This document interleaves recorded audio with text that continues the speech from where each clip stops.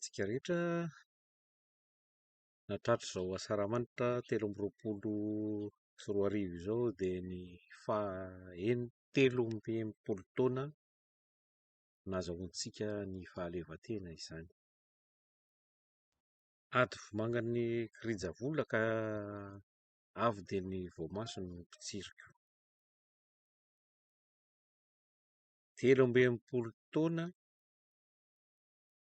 nomena fahaleovantena isika. Variana manao fety sy mankalaza izany isan-taona dia natory. Varimbariana satria izany fahaleovantena izany dia toy ny valalaka tsy azo raha tsy handrenilika ny fitenenana. Tokony nanohy ny tolona efa natomboka ireo zoky ray aman-drenitsika tamin'ny taona 17 izany isika, hitazomana, hanamafisana ary hanatanterahana izay tena fahaleovantena tanteraka izay. Ny antony dia satria ireo fahavalo-pirenena, ireo mpanjana tany dia tsy mitsahatra koa androman alina ny fikatsahana, ny angejana ary koa ny androbana sy hanaovany izay tiany amin'ity firenena malalantsika ity. Fanaovana fety fankalazana mantsy no azahoantsika an'izay fahaleovantena izay dia efa lasa lavitra dia lavitra ny firenentsika ary tsy ohatr'izao ity tanitsika ity. Dio tsara izany fa tolona tsy misy fitsaharana izany hahatongavantsika amin'ny tena fahaleovantena izany. Miverina amin'ilay resaka artikla lalàna 12/20, 13/20, 4/20 nalaza be ary mampifanditra amin'ny maro tato ho ato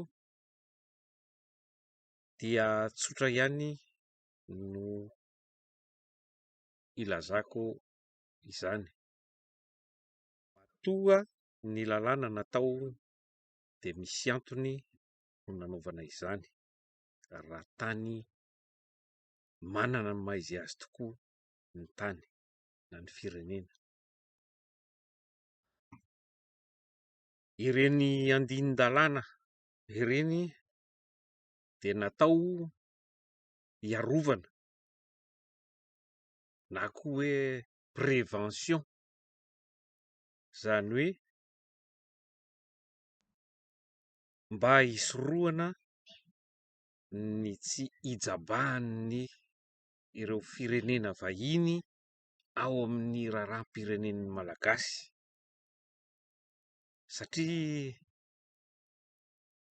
amin'ny mahavahiny azy any ivelany izy izany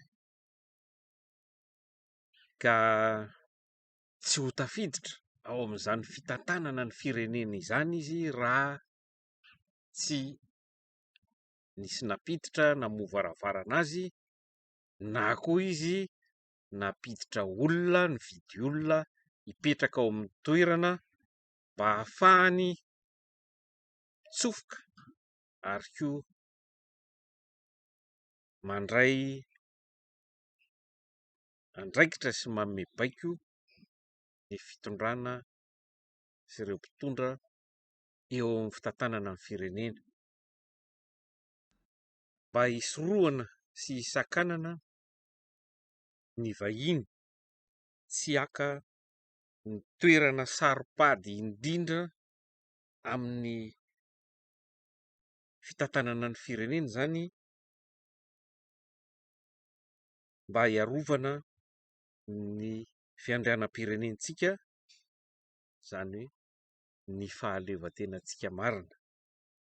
Tsy ilana kabary be dia be izany fa rehefa tsy malagasy iray sy malagasy reny ringiriny zany, tsy misy roiroy na zom-pirenena hafa dia tokony tsy afaka hirotsaka ho filoham-pirenena malagasy. Tepoka tapitra na point final ho ny fitenenana. Raha mitondra zom-pirenena roa tokoa moa zany ny filoham-pirenena, na aiza io na firenena aiza na firenena aiza, ohatra ny eto amintsika dia ny tombotsoa an'iza no arovany? Tombotsoan'ny malagasy sa tombotsoan'ny frantsay? Satria tombotsoa roa samy hafa mifanipaka tanteraka ireo, izay ilay hoe conflit d'intérêt na conflit de loyauté, izany hoe iza no safidiny tsy hivadika amin'ny vahoaka malagasy sa tsy hivadika amin'ny vahoaka frantsay. Satria rehefa nangataka zom-pirenena frantsay ianao ka nomeny ny frantsay izay nationalité frantsay izay dia ny andrasany aminao dia ny arovanao ny zo sy ny tombotsoa hiaro ny firenena frantsay. Ka raha olon-tsotra dia mbola azo eritreretina ihany tsy hampisy olana izany, fa raha olona kosa haka ny toerana filoham-pirenena, tantana ny firenena sy ny ain'ny firenena iray manontolo, dia zavatra tsy entina oviana ary tsy azo ekena na oviana na oviana. Ary izany no antony tsy mahatafavoaka antsika hatramin'izao anio izao. Na hanao fety fankalazana fahazato faharivo ary sika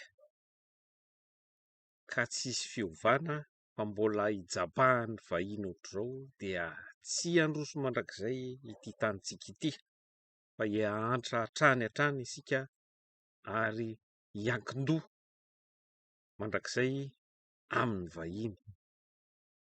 Raha izao no mitohy na hankalaza ny faha-roanjato taonany nahazoana ny fahaleovantena ary sika, dia tsisy zavatra hiova fa vola-kakafotro ny fitenenana ka ny maly tsy miova ihany.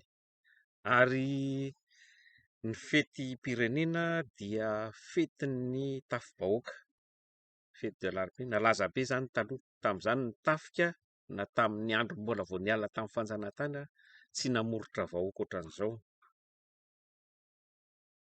Isan'ny ireo ankoatran'ny lalàna zany iarovana ny tsy hidiran'ny vahiny sy fiarovana ny firenena, dia faharoa amin'izay ny tafibahoaka. Ny tafika dia manana ny adidy masina hiaro ny tanin-drazana.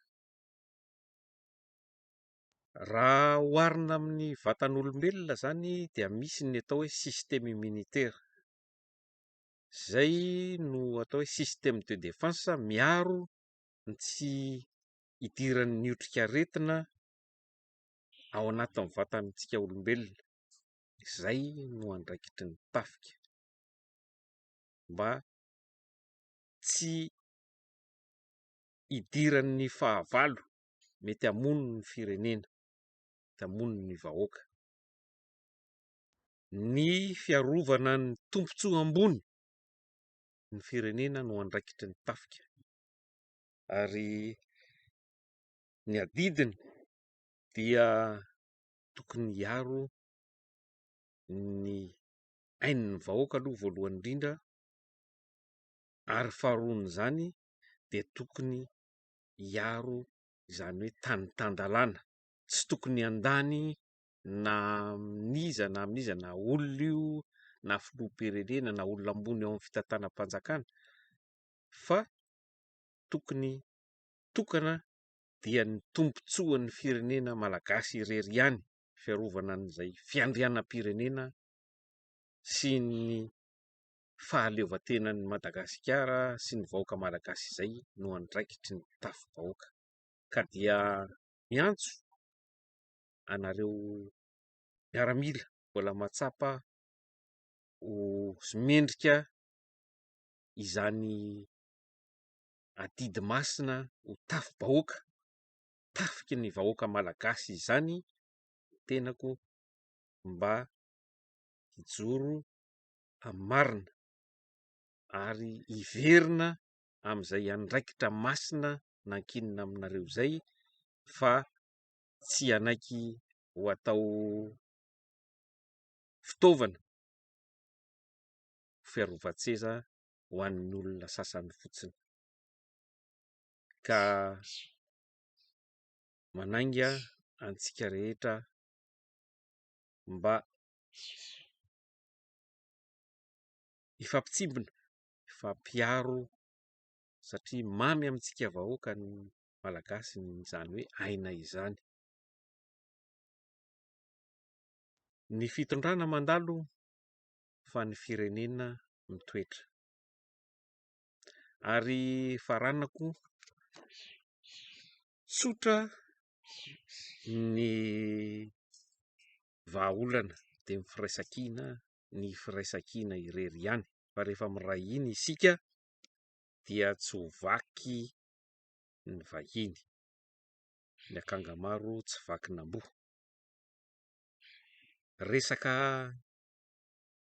fahasambarana izay ny tanjona mba ho Madagasikara sambatra, vahoaka sambatra malagasy, ampy dia ampy antsika tsara ny fananam-pirenentsika, ahasambatra antsika rehetra raha mahay mifandamina isika, satria matoa tsika hakorotana sy zarazaraina ampiadiana dia indrindra hitsofohan'ny vahiny hikatsahany izay harentsika izay, ka tsika dia hijanona ho topotra miona sy hanketaeta ambony lakana fotsiny eto raha ohatra ka tsy misy izay firaisan-kina izay. Ka dia amin'izao andron'ny asaramanitra izao dia mbola mamerina ny firarian-tsoa ho antsika rehetra, ary miantso izay firaisan-kina izay ho fanavotana ny firenena. Mandram-peo Nadaoro indray tompoko.